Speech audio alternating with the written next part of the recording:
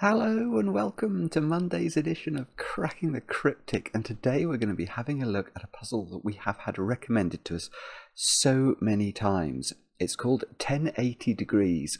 It's by Raumplaner and Qodec, and there's no other rules other than normal quadruple rules. So if you're familiar with what these circles mean, it's very, very straightforward. Basically, in that 2x2 there, you have to include a 6 and a 7.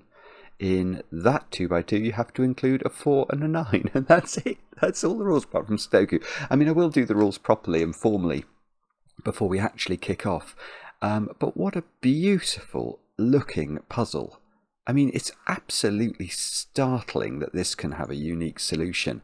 And I snipped some comments on this one just before I turned on the webcam, and the comments are just fantastic. It's got 3 stars out of 5 for difficulty, and many of the sort of usual very reliable judges of a Sudoku, folk like Snooker Fan, Playmaker 6174, saying it's fantastic. But there was something about, Fuxia says it's like playing billiard with digits. I love the idea of that. I don't really know what it means. So I guess it means that the digits are going to go, I don't know, they're going to be hit back and forwards across the grid or something. But that felt quite evocative. And look, the great Fistamafel there. I love the logic in this one. Thanks for constructing this gem, Raumplaner and Qodec. So, I mean, Blashirk as well. What a wonderful, wonderful setup Blashirk is. So I think we're in for an absolute treat today. And we'll do the rules properly in a moment or two's time. I've got a couple of things to mention before we do that. I'll begin by saying that at 10 p.m. UK time tonight, we're streaming again. We've been on a little bit of a hiatus because I was on holiday for a couple of weeks, but I'm back now, and Blueprints is what Mark and I have been attempting. I think this will be the 9th visit to the Blueprints mansion, so we'd love to have your company if you're around 10 p.m. UK time. I will try and remember to put a link on the screen right there. Other than that, I have got the winner of this month's competition. Mark has drawn the winner. Well, I think the way he does it is by a computer picking a random number. But I can tell you that the winner of this month's competition, very well done. Actually, have I got... I don't know if I do have the final... well, I was wondering if I had the final league table, because of course I've been away. Just a second, I might have it. What was it called? Regeneration? Yeah, this is it, isn't it? I think. I mean, my computer will have turned itself on and off, so who knows? Who knows how up to date these counts are? But let's see. This will be the final count. So let's reload. 1740 and 516. Oh yes, goodness me. So 2,000 solves of the first puzzle and 885 solves of the final puzzle. That is absolutely phenomenal. So well done to all those of you who managed to make your way through the whole of this sort of Sudoku snake. It was themed on snakes, but I can tell you that Emily Ames, Emily, you have won the competition. I will drop you an email after I record this video.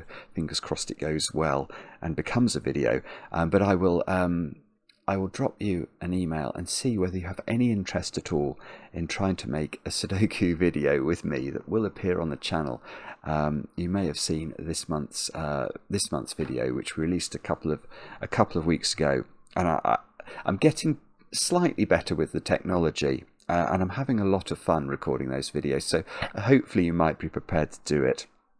And anyway, we'll be in touch. And the other thing I'll mention, if you do like the sounds of that, then we've got a new competition starting on the 1st of August, of course. The Labours of Rostan is the theme. I got a picture? I might do. Yes. Oh, in fact, that's nearly in the right place.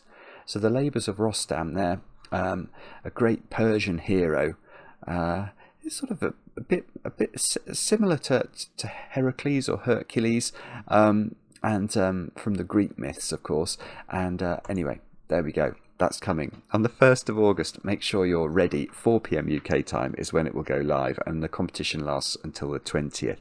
Now, I've also got some birthdays. Now, I'm still catching up on birthdays post-holiday, so please forgive me. Anybody whose birthday I missed while I was away, and for whom these wishes, however heartfelt, are late, I do apologise. But I think the first one actually is today. It's a birthday for the 28th. So Betty over there in the Czech Republic, your partner Marcus wrote to us and said that you might appreciate a shout out on your birthday. So many happy returns. Apparently your cat Masha watches too. I mean, it's funny, cats quite enjoy cracking the cryptic because I think they can see the cursor moving. So we've had loads of videos over the years of people's cats sort of jumping around the screen. But anyway, Betty is apparently getting quite into speed solving, which I'm delighted to hear that. And I hope you have a brilliant birthday today, and I hope that Marcus has got you some chocolate cake.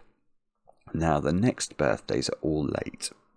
The 22nd of July, it was Daniel. Daniel, you turned 20 over there in New York. I know that because your brother Scott wrote to us and told us that the two of you, I think, have been watching since COVID. So, Daniel, I hope you had a great birthday. I think you turned 20. Jeremy, on the 15th of July, I don't know how old you were, but your wife Laura wrote in and said that you might appreciate a shout out. And apparently your 15-month-old daughter knows the music as well. That's great. That is great. I mean, it's never bad actually for young people to listen to Mozart. I believe it does wonders for your brain. Anyway, Jeremy, I hope you had a great birthday. Next, on the 14th of July, Julian, it was your birthday. You turned the big 40, and I know this because your partner Ben wrote to us, and Ben assured me that he was making the chocolate cake. So Julian, I hope it was properly iced. 1:1, of course, is the ratio, the correct ratio of frosting or icing to cake. I mean, you can actually have more icing than that. That's fine, but the minimum is 1:1. Julian, I hope it was a great day. On the 19th of July, over in Germany, Lenny, you turned 21, and I know this because your girlfriend Lily wrote to us and told us that you both watch. So thank you both for watching, and Lenny, I hope you had a great 21st. And then finally, it's not a birthday, but Raphael over in Slither, California, wrote about the achievements and exploits of his 9-year-old daughter, Aurora, who I think has even written us emails in the past, and whose little sister, Aurea, I think also watches Cracking the Cryptic. But anyway, I don't know how many of you play the LinkedIn games. I play 3 of them every day. I play Zip, Queens, and is it Cross Climb or something? So those are the 3 I play.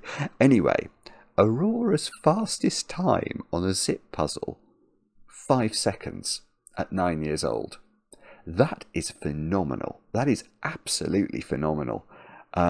So Aurora, well done on that. That is proper speed.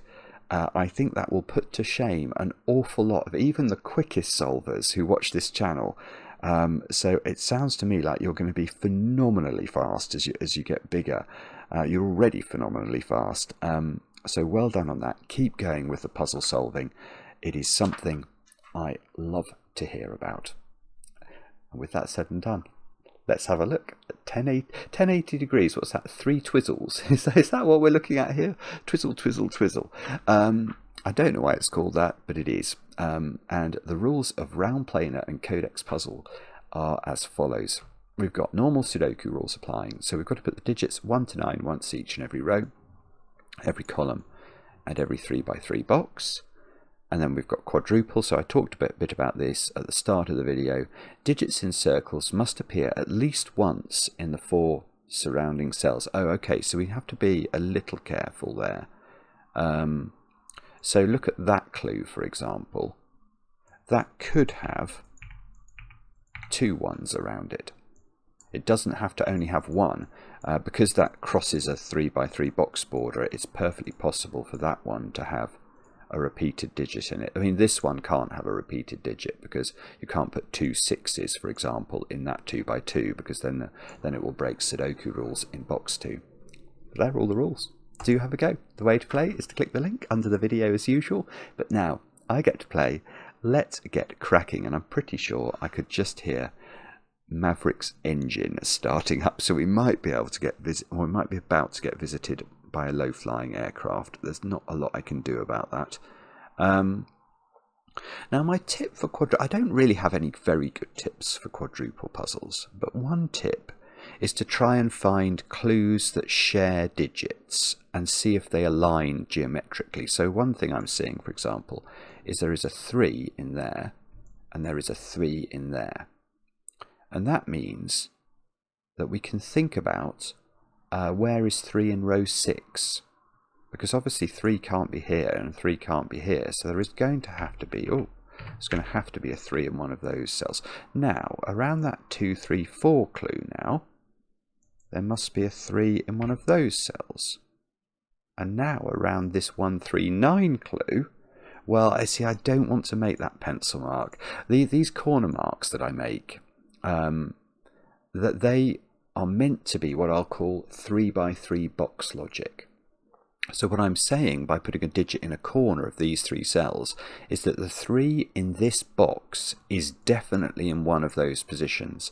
The 3 in this box is definitely in one of those 2 positions. So if I did do that, the logic, I'm not saying the 3 in this box is there at all.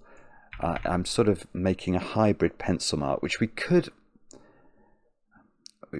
try and adapt to, but I fear to do it because I know that I'd simply forget and then possibly do something illogical as a result. We don't want to do things that are illogical. I'm not seeing anything else here. Hang on, what? Come on, there must be something easier. 8 is common between. Oh, actually, 8's, yes, 8's quite interesting down here, isn't it? Because there's an 8 in that 2 by 2. So the 8 around this 2 by 2 has to be on the left-hand side of it. But the other thing is, because there's a common 8 between that 2 by 2 and that 2 by 2, we can ask where 8's going to be in row 9. It's going to be over here. And now where's 8 around this funny clue? And the answer is on the top side of it, because it can't be on the bottom side of it. I can see one thing that's interesting as a result of that. Yeah, here's something. One of these digits is an 8. And that means that at least one of these digits must be 4 or 9 around this clue here. If we just highlight that clue. I can't put the 4 and the 9 in the bottom part of it because there's definitely an 8 in one of these 2 cells. So, at least one of these is 4 or 9. And that means around this clue, let's around the blue clue here, because there is at least one of 4 and 9 in this part of it, in those two, oh, that's a terrible choice of colour. In those 2 cells, there's at least one of 4 and 9. So that means there's at least one of 3 and 7 in this clue. Now 3 and 7 has nothing in common with 1, 5 and 6. So actually, exactly one of these 2 clues is 4, 9. You couldn't put both 4 and 9 here because then you'd have 3 and 7 in this domino, and you'd have to put all of the digits 1, 5 and 6 into that domino. So these cells are from 1, 5 and 6. One of these is a 3 or a 7, and the other is whatever from 1, 5 or 6 is not used here. One of these is 3 or 7. one of the, so the 3 and the 7 sort of divide equally. One of them goes there, one of them goes there. And then the 4 and the 9 divide equally. There's a 4 or a 9 there, and then there's whatever isn't 4 or 9 is there. So the corollary of that is because I can't put both 4 and 9 here, I have to put one of them here. This, we could actually label these two cells with central pencil marks. So my central pencil marks are cell logic. I'm simply saying that this cell here is 4, 8 or 9. I don't know which one it is, but it's one of them. Because I must allocate one of the 4, 9 from the quadruple clue to this bottom domino. But now 5 around this clue can't be in the top domino, so there's a 5 in one of those cells. Oh, which is nearly interesting. I've got a 5 in there as well, which means I could make that pencil mark, but you understand why I'm reluctant to do that.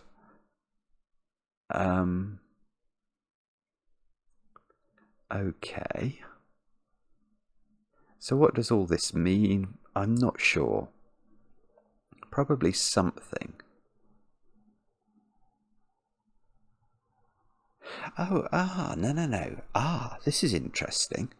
Okay, I'm starting to see why this is called 1080 degrees, because it does seem to be working in a circular way rather than in a, that originally I thought we were going to be looking more at this sort of thing.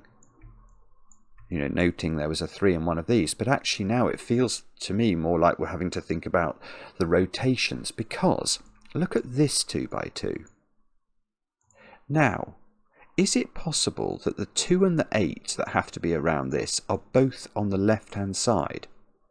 I don't think it is, because if that's 2, 8, this must be 6, 7, this must be 4, 5, and now this 1, 2, 3 clue would be broken. I couldn't put 1, 2 and 3 around it.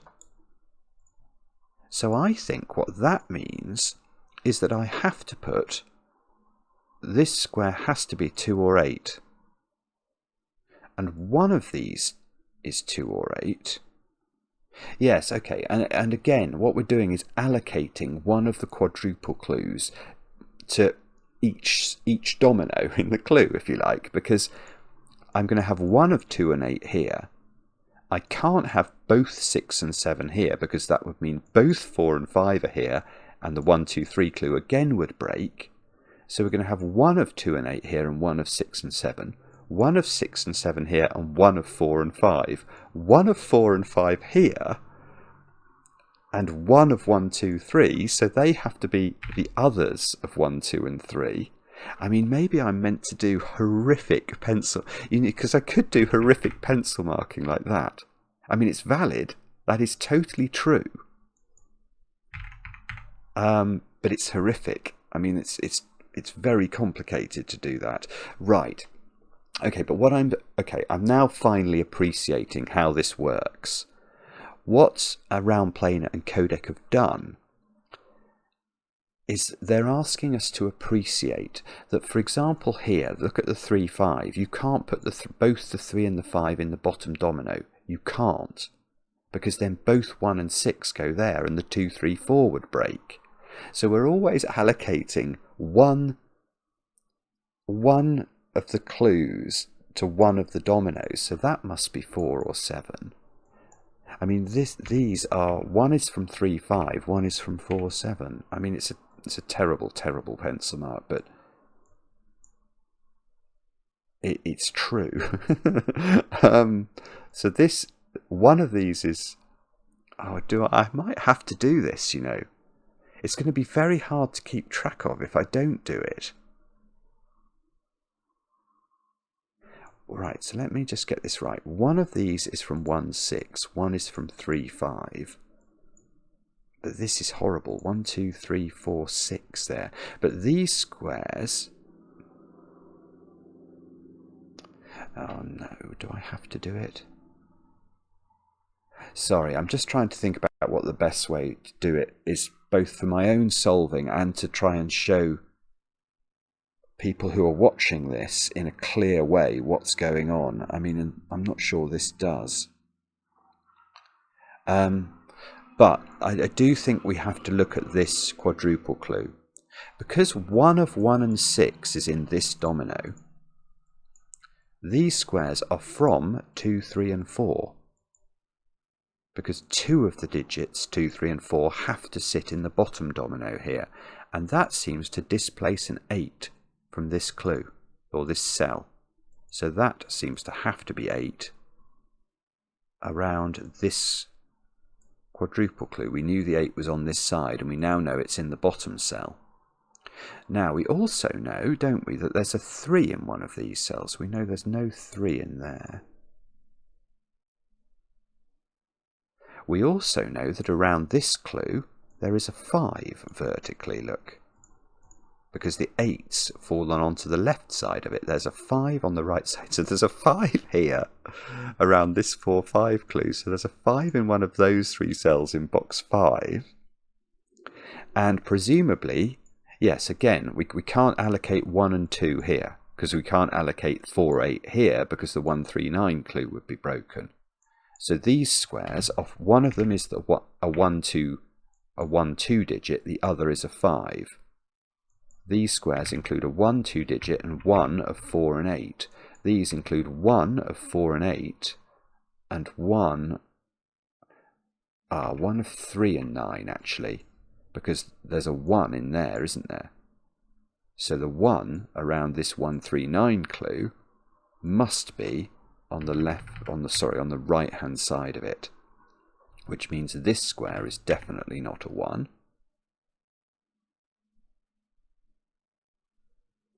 Now, I've got a 5 here around this clue, so which takes care of the 5 from there, which means this is a 5.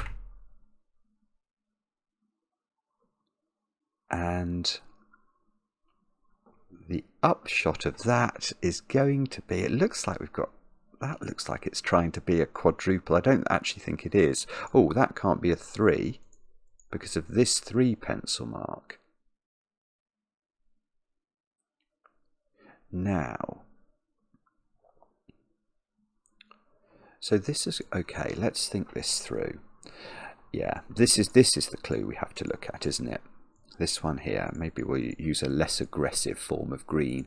2 of these squares, one of them is 4, 8, the other is 3 or 9. So this is from 1, 3 and 9, and the 5 has to therefore shift into this cell, which means this is not that one is not a 5. And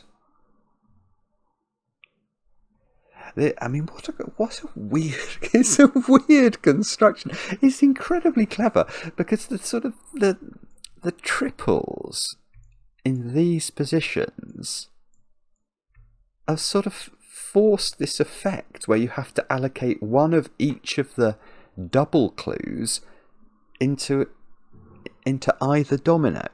It's very, very weird. Now, but unfortunately, I now don't know what to do. How are we going to do this? Let's look at this clue. What do I know about this clue? I know that one of these is a 2 or a 4. And one of these is 1 or 6. One of these is 1 or 6. And one of these is 3 or 5.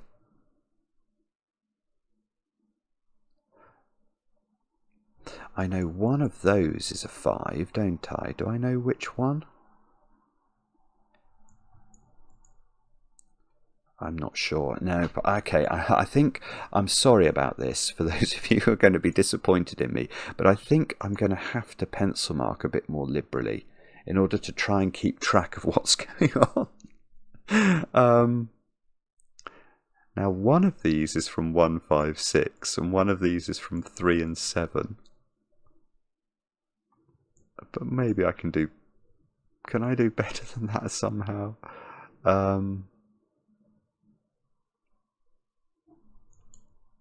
I don't know. Okay, one of these is from 2, 8, and one of these is from 6, 7. One of these is from 4, 5, and one of these is from 6, 7, and one of... Oh, this is the dreadful one. That is a truly dreadful pencil mark. Ah, but 5 can come out of that one, can't it? In fact, yeah, I see. This one's important. Because we know that there's a 5 on the right of this one, because of this 5, we know from our logic that there must be a 4 on the left, mustn't there? Which is rather lovely. So there is no 4 on the left. There must be... Sorry, and there is no 4 on the right. There must be a 4 on the left, along with one of the digits 1, 2, and 3. But how does that 4 help us? There's a 5 here. Golly, I don't know. 8 and 9 in that box have to be... They don't seem to be able to be in the funny thingy. So 8 is a little bit restricted in box 1. No, this is nice. This is nice. Where's 9 in box 2? And the answer is, I almost haven't got a clue. But it doesn't seem to be able to be in any of the quadruple clues. And that's gorgeous. Because now 9 I can place in box 1. That displaced a pencil marked 8. So now I can put 8 up here.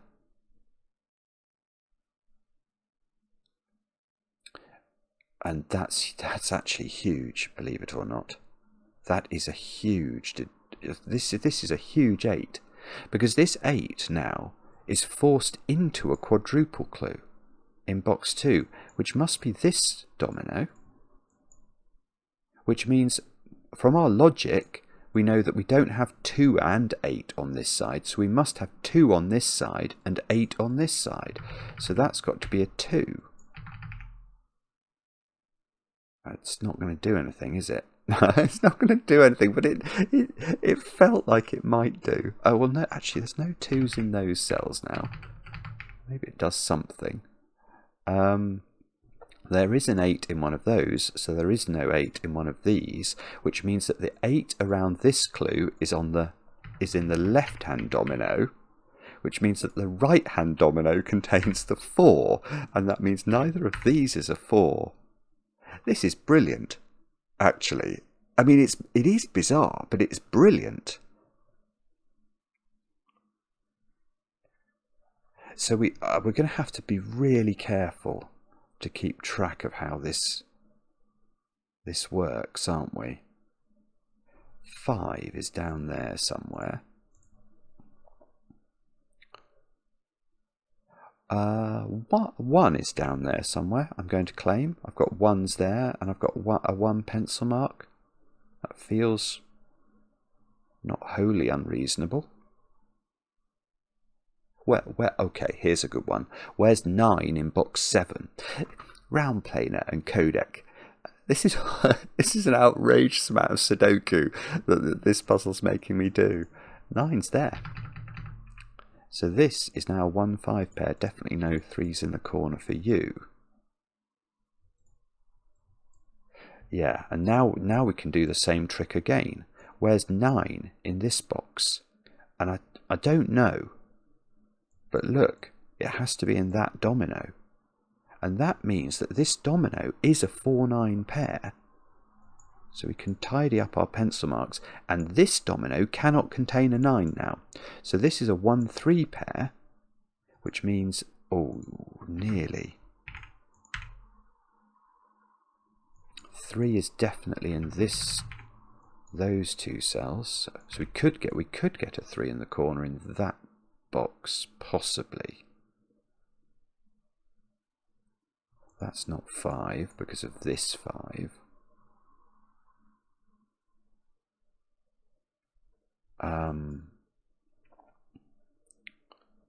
Now, does this 4-9 do something for us? I don't think it does, actually. Okay. Oh, I must know what those digits are. because that looks like a 1, 2, 8 triple. So in this box we've not put in 3, 3, 6, 7 maybe. Let's put that in and see if it helps. Can we do anything with that? I don't know that we can. Oh, we'll get these digits. That's probably the only thing. We'll get 2, 4, 8 into those squares. Now, okay, that can't be a 2. These squares have got to be, what are they? 6, 7, 9. Can we do anything with these? Oh, that 8 means that's an 8. So that's a small win for the goodies. Now, there does seem to be an 8 in that domino, so there must be an 8 in one of these 3 squares. Not that one, because I've got an 8 pence mark here. This is quite Sudoku-y. Maybe I shouldn't be surprised by that, but it is. You actually do have to do quite a bit of Sudoku. Ah, there's a 3 in this domino, isn't there? So that's got to be a 1, that's got to be a 3, that's got to be a 1, that's got to be a 2. So now there is definitely the 2 around this quadruple clue has to be in one place only. This is not a 2, this is not a 2, this is not a 2. That's a 3, 4 pair apparently. Which means this square's a 9, this square's a 4, this is no longer a 9, this row needs 6 and 7. What are those digits? 2, 6, 7. Wow, okay. That was a little flurry of activity. And if this is 3, 4, this 2, 3, 4 clue needs a 2 around it. That seems to only be able to be in one position. So we must be able to do loads with 2s now, can't we? We can place 2 in box 7. How many 2s have I got in the grid? Several. Several, but not all of them. Ah. Okay.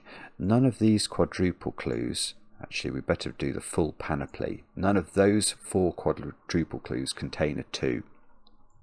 So 2 must be in one of those 2 cells of box 6, which gives me a 2 at the bottom of column 8.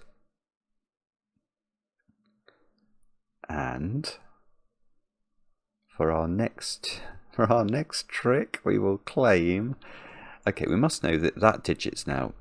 It's from the 1, 6 pair, isn't it? So that's 1, 6. There's either 1 or 6 here, and either 3 or 5.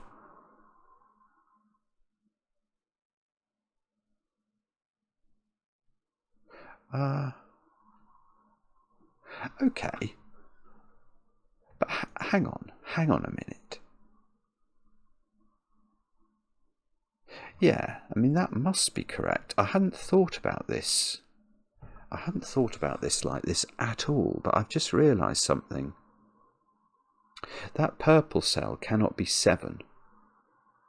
Because we know that, well, we know that each of these quadruple clues is sort of fully packed. It's packed by 1 from its left, 1 from its right, or 1 from its bottom, 1 from its top. What we can't do is, for example, if we make this a 7, I can't make that a 7 as well. There are not repeated digits around any of these quadruple clues because the packing doesn't work.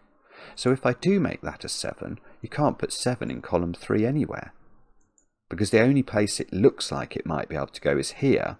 But to put it, if we do put it here, let's just think about the consequences of putting it there. You'd then have to make this a 4, which means this would have to be 3, 5, and this would have to be 1, 6, which it's not. So that won't work. That's got to be 4. Okay, which means that there is definitely 7 in this. Well, that might be interesting. There's now. Right, yeah. So now, yeah. It's really, oh, it's so beautiful. It's really beautiful. Right. This is a good way of thinking about it, because this being 7 means around this clue, the 3, 7 there, The 7's got to be in the lower quarter. Oh, whoopsie. 7's got to be in these two cells, which means inter alia there's a 7 in one of these three. But that I don't think is the crucial thing. The crucial thing is that where's the 3 now around this quadruple clue? It must be in the top domino, and it must be exactly there. Oh, maybe that's not as powerful. No, it's still quite interesting. So this on the left is now a 5-7 pair, which makes this a 6. And now we can't repeat, so that's got to be 5, that's got to be 1. This isn't 1 anymore. This isn't 5 anymore, so that's 5 using our pencil marks. I hope the two of you are enjoying this, by the way, Raumplaner and Qodec. This is an outrageous amount of Sudoku I'm being made to do. Now, what can I do with that? Okay, so we've got the 3, 6 there, so there's a 7 there. And then 1 of 4 and 9. Now, do I know which? I know there's definitely an 8 here. Oh, so that can't be an 8, look. And if this is 5, 7, there's no 5 beneath it, is there? This is 3. And 1 of 1 and 6. Ah, okay. So 3 is in one of those 3 cells of column 1. And these digits are known, actually, because we've sort of got a sextuplet of 1, 3, 6, 2 and 5, 7. So these are 4, 8, 9 in column 1. Unfortunately, that doesn't seem to resolve. Oh, it does a bit. That's a 4 by Sudoku. That's a 3. So that's the 3 around this clue. Now, does that help us? 1, 5, 6, 7 into this column. I don't know that it does, actually. Oh, this 3 is good. That's a 1 now. So we can't repeat. Again, we're sort of learning the lessons. You can't repeat a digit around any of these quadruple clues. So this, again, these squares now are 1, 2 and 9. At the top of this one. So 9 is there by Sudoku. So 9 is there by Sudoku. There's a 6, 7 pair. Now, do we know which of one of these two is 9? I sort of feel like I probably do know, but I'm not sure. And I got a 6, 7 pair here. 2, 5, 9, 6, 7. These squares make a sort of triple in the column. They've got to be from 3, 4 and 8. Because these two squares see 1, 2, 5, 9, 6, 7. So there's a 3, 4, 8 triple. That top cell can't be an 8, look. Oh yeah, okay, so one way of thinking about this would have been to notice that these squares have got to be 1, 2 and 5. Which, let's put that in and see if we can do anything with it. That's not 5 because of this 5, 7 pair. Oh, that's not 5 because of the 5, 7 pair.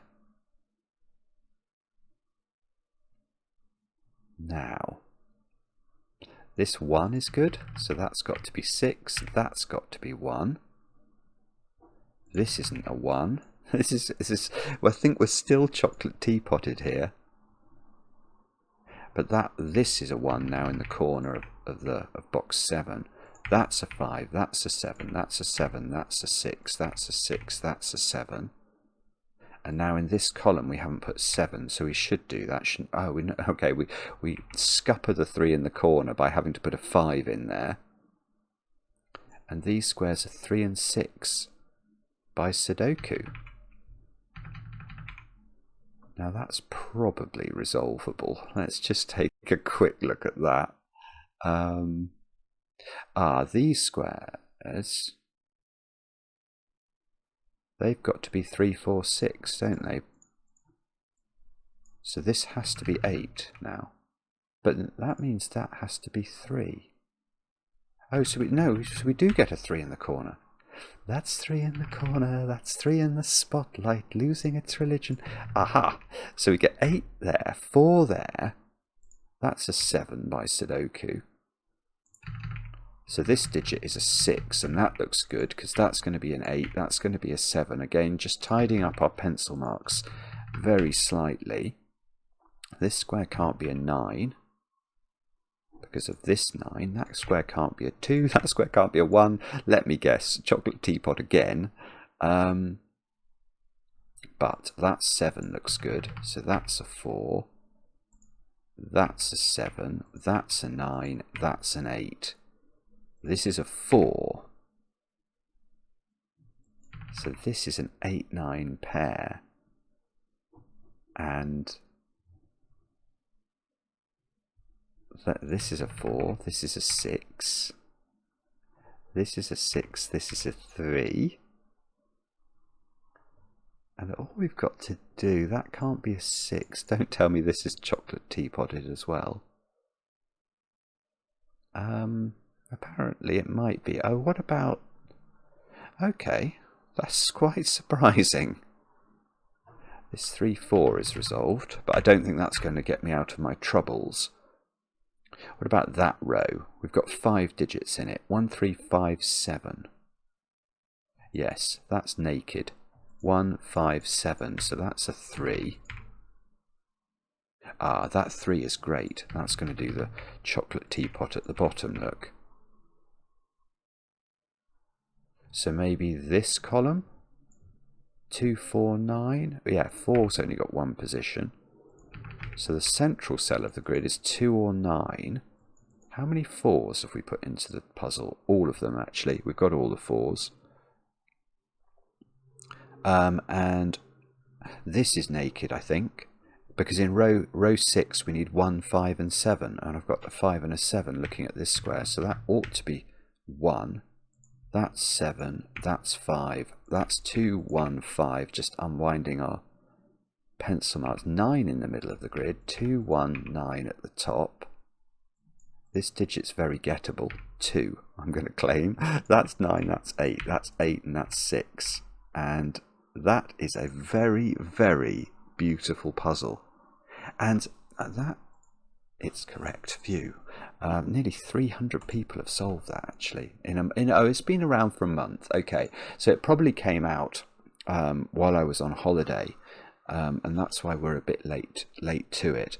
But it's fascinating. It's really weird that solves uniquely. I don't know whether I should be surprised by that, but I am a bit. Because the clues are confined to such a small area, aren't they? There is just this circle of clues.